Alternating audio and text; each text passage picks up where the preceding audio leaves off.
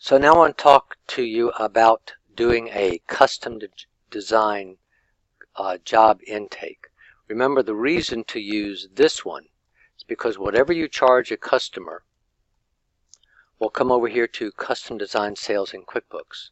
And there is a report that you can run in the Edge to find how much your sales are between these two.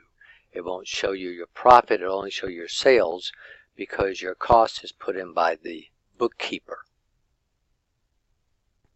So I'm going to give you an example of custom designing something that we did a lot. And that is, the customer has the engagement ring and has said, you know, I can't find a wedding ring that fits close up to it. Can you make for us a matching wedding band to our engagement ring? So sure. So this is going to have 7 2-point diamonds channel set in a 14-karat white gold matching wedding band. So I'm going to show you how to price it. So we're going to come over here to Custom Intake. So first off, this General tab is what we're going to make. Make for customer matching white gold 11 diamond wedding ring to her engagement ring. Sorry if the spelling is not terrific. So I would also put on here what she's left. They don't have a box for that, but I'll come down here. Customer gave us her engagement ring, which has 6.5 millimeter round diamond, weighs 4 pennyweights, contains 10 round 2-point diamonds. Let's not give a receipt for that. Let's do 2 millimeter round diamonds. I don't like giving a receipt for carat weight. Millimeter never changes. So we are going to make this for the customer. I have given her a receipt for her ring, described what we're going to make. We're not going to use the History tab. We're not going to use the Parts tab. Reason we're not going to use the Parts tab is because all the cost of this is not put in the Edge, it's put into QuickBooks. You may know the cost of the gold and the diamonds, but you really don't know the cost of the labor. And there's no reason to put it into the Edge because the Edge doesn't take care of shop supplies and all that sort of thing. So we've put in here what we're making, what she's left us, our task. So we are going to make that ring. So the first thing we need to do is make a wax. We're going to hit Find SKU, and you can come up here and use CAD-CAM or hand carved wax. It's the same price. It doesn't matter if you use GenVision, Counter Sketch, hand carve it from a block of wax. It's the same thing. So we're going to choose this one. Now if another box comes up, we have another choice. So this is going to be a shadow wedding band. That's exactly what this is. It's a shadow wedding band. What's the next choice? It's going to have round stones. And you can see that it has round stones. The reason that you're choosing this, the waxer or the CAD-CAM machine will drill for us in the wax the diamonds, and there's 11 holes going to be put in here. The next one is, are we going to manufacture it in gold or platinum? This does not include the metal. We're charging extra for metal. This is because it is more labor intensive to manufacture platinum. So we're going to make it in white gold. So we choose that. There are no more boxes coming up. So we're going to go ahead and hit OK. And you can see that we're charging $560 to completely manufacture this matching wedding band. This does not include setting the diamonds. It does not include the diamonds. It doesn't include the gold. It is the labor to make that wax and cast it with somebody's gold. In our store, if you had the diamonds and you had the metal, we would make it with your gold and your diamonds. But we're taking an example. We don't have that. So we're going to manufacture this. The next thing we're going to choose is going to be the diamonds. So we're going to add a task, find the SKU. We're going to come down here and choose stones. The next one is going to be colored stones or diamonds. They're going to be round stones. And we're coming down here, we're going to use 2.5 points. Quality, we'll use the medium quality. We're going to hit OK. And these are priced. Oh, that was a 25 pointer. I did that wrong. So let's come down here to stones. That was a 1/4 carat. Diamonds, round. I see what I did.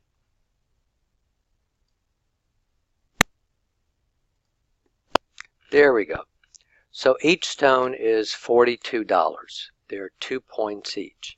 This is priced per stone. If we're going to sell them 11, type 11, 11 times 42 is 462. So this is to manufacture the ring. This is to furnish the diamonds. The next thing we have to add is the metal. Right here's the metal. We're going to choose 14 karat. There's no difference in the price for white gold or yellow gold. And you choose what gold is now. And I think gold today is $12.75. So we'll come down here. That's the price per ounce for gold. And I like to use pennyweights. You can do grams. And it's $122 a pennyweight. And you could change this later. But we're going to figure it's going to weigh 3 pennyweights. 3 times 122 is 366. And we can edit this later and change it if it weighs more or less. By the way, this is a 3-time markup on the price from buying it from Stellar. There are less expensive places to buy it. You may make it your own, but that's the gold. This is to make it. This is the diamonds. This is the metal. So what's left? Channel setting. We have to now channel set the diamonds. We come down here to add a task. We're going to choose setting, which is setting only. We're going to set round stones. And these are going to be channel. And this is based upon how big they are. The bigger they are, the more we charge. So that's in the range. There's no more boxes. And they're $23 each to set. Remember, we have 11. Type 11, hit tab. It figures it up. This is to make the ring, furnish the diamonds, furnish the metal, do the setting. That's to make that matching wedding band. We're going to hit save and close. I came back to the general tab.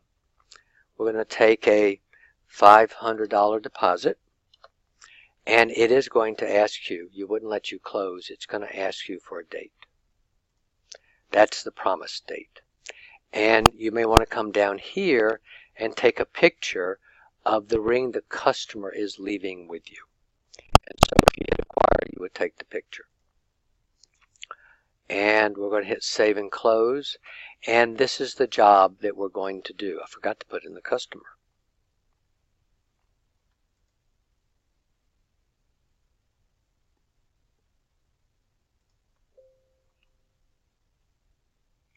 Let's choose a customer.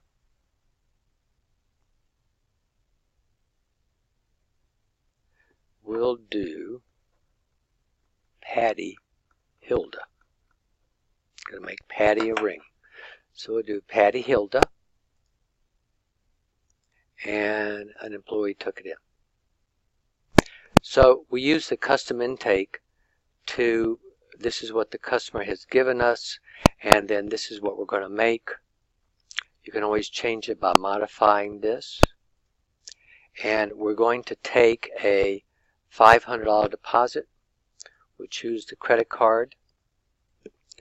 And this is the last couple of digits. Card type.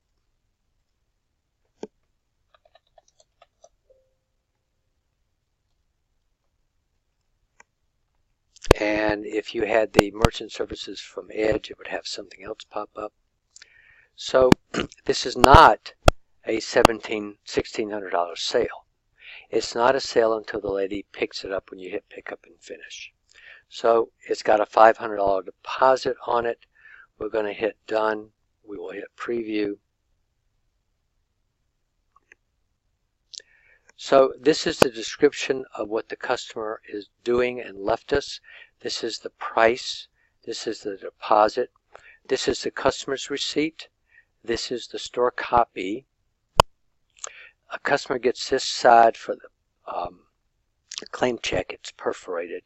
And this is for the jeweler. This goes in the Ziploc bag for the jeweler. And the jeweler knows exactly what we're going to do on this. And when this is finally done, then it will indeed on that day be a sale. So that's taking it in. I've already showed you moving a job around the store. Well, let's do that real quick. So when you decide to give this to whoever is doing the waxes, you'll come to Services, Move Envelope, and let's just say that Paul is our wax carver or CAD/CAM person. And you would come here. I forgot to put down Patty's name or envelope number. So her envelope number is 126429. We hit enter. Oh, did I do that wrong?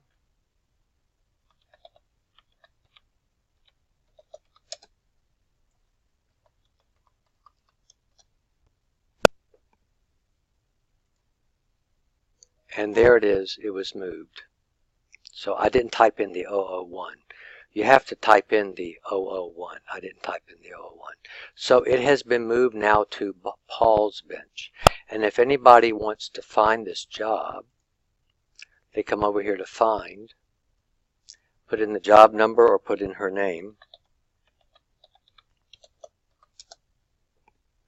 And here it's at Paul's bench.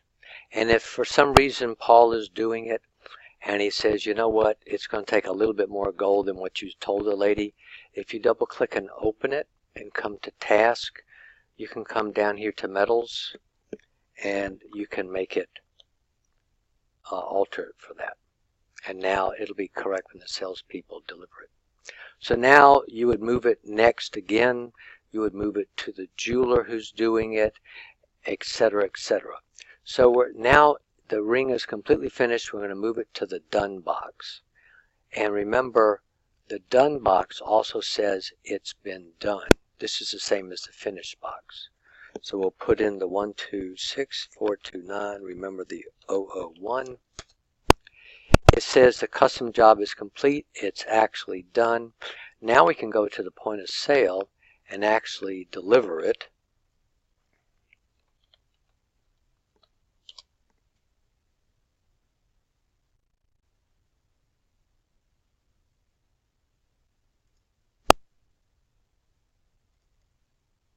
So you can see it has make a payment or pick up and finish. We have to hit pick up and finish. And the only way this is going to be green is because you hit done. This is the custom job.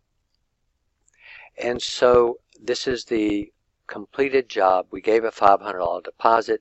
This is how much the lady owes down here in the bottom. So now you can go ahead and how she paid for the completed job. Now she owes 0 down here. We'll hit done. and it's been paid off. She doesn't owe us anything. That is how to take in and run through a completed custom job. And so let me just take one quick moment to show you. Let's see, I got to close this. Running reports. Now, in QuickBooks, you would be able to see how we're doing. But if you don't have QuickBooks and you need to see what you've done, you can come up here to Reports, Jobs, Breakdown. That's what you want. Reports, Jobs, Breakdown. Why they call it breakdown, I don't know. But here, under Status Dates, it says All. You want to run a report on jobs that are finished. They're completed. And you only want jobs that are pick up and finish. These are sales. You want to know about jobs that were delivered when. So we're in this month. So we're in the month of November, and we want to see how we've done. So we're going to come up here to Options. We're going to show Price and Summary. If you want to see each job, you can unclick that. Cost doesn't matter. We're not going to put cost in. So let's see what comes up. We've done in total shop sales $1,966. Now the way the Edge has done this, every single job and every line item is divided up here. This is shop sales, 1966, and if that's all we'd done for the month, that would come over to shop sales. It would be divided up. So let's go back to Breakdown. We want the dates for this month. And if we come over here, Job Type, let's just unclick Repair and just look at Custom Jobs. Now if we hit OK, out of the 1900, we can see 1730 is custom. That 1730 would come over right here. Let's go back and do Breakdown. We want to do this month. Let's go to the General tab, Job Type, and let's uncheck Custom and see Repairs. So we've done $203 in repairs this month, and that would come over in QuickBooks to Jewelry Repair right here. So that's how it goes this way, and I thank you very much, and I hope you'll enjoy using the point of sale using the Geller SKUs. And just to remind you, if you go to jewelerprofit.com and go to the bottom to Book Training Videos, every single page of every chapter is listed here. So when we come further down, here's chapter 1000, which is custom design, and it talks all about how much to charge for custom and metal and that type of object. So thank you very much and have a profitable day.